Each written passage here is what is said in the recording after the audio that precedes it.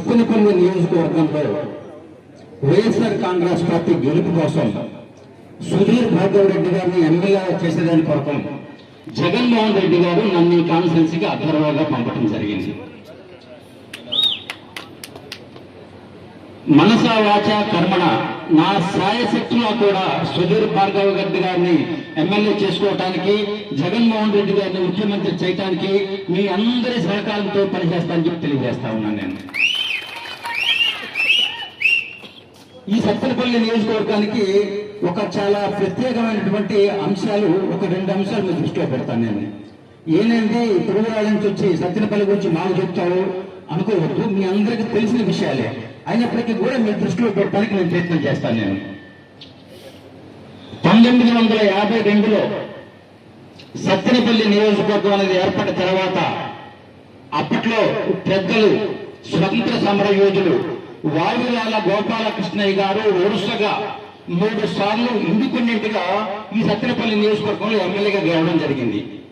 అప్పుడు రాష్ట్రాన్ని పాలించింది ఆ 3 సార్లు కూడా కాంగ్రెస్ పార్టీ పాలించడం జరిగింది. ఆ తర్వాత ఇప్పటి వరకు జరిగిన ప్రతి ఎన్నికలో కూడా ఈ సత్తెనపల్లి నియోజకవర్గంలో ఏ పార్టీ అభ్యర్థి అయితే ఎమ్మెల్యేగా గెలుస్తాడో ఆ పార్టీ మాత్రమే రాష్ట్రంలో అధికారాన్ని చేపడతా వస్తా ఉంది.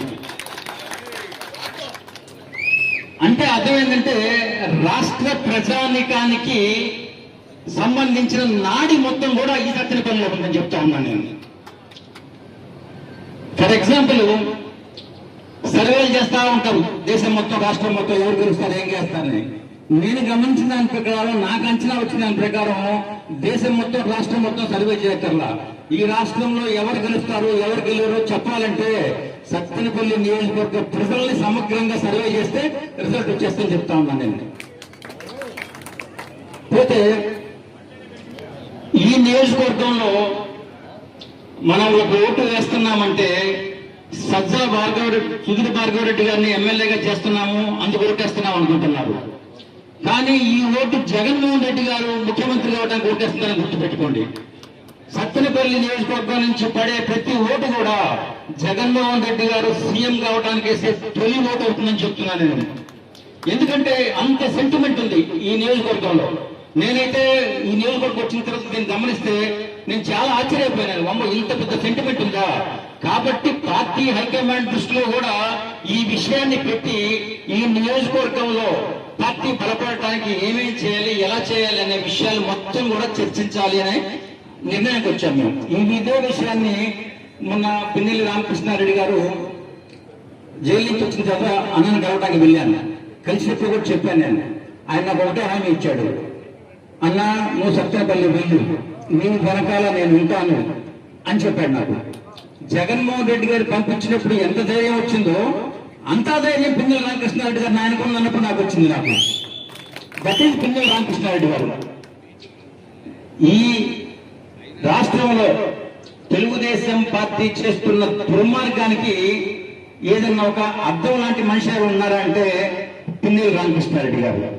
ఎందుకంటే తెలుగుదేశం పార్టీలో ఉన్న 2 గ్రూపులు వాళ్ళు కొట్టుకొని చంపుకోవడం ఏంటి, దాన్ని తీసుకొచ్చి పిన్నెల్లి రామకృష్ణారెడ్డి గారి మీద హత్య కేసు పెట్టడం ఏంటి.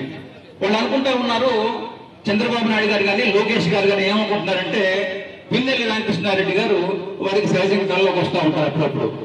అమ్మో ఏంటి ఎట్లా ఎట్లా ఎట్లా అని ఈయన భయపెట్టాలా, భయపెట్టాలంటే ఏం చేయాలా, తప్పుడు కేసు పెట్టి పోలీస్ స్టేషన్లో పెట్టాలా, తర్వాత జైలుకు పంపాలా. అదే పని చేశారు వాళ్ళు. మరి ఈయనేమో చిరునవ్వు నవ్వుకుంటా సత్తెనపల్లి వచ్చి కూర్చున్నాడేమో. అటువంటి పరిస్థితుల్లో ఈ నియోజకవర్గంలో మనం అందరం కలిసి పనిచేయడం ద్వారా సుధీర్ భార్గవ్ రెడ్డి గారిని ఎమ్మెల్యేగా చేసుకుందాం. అలాగే జగన్మోహన్ రెడ్డి గారు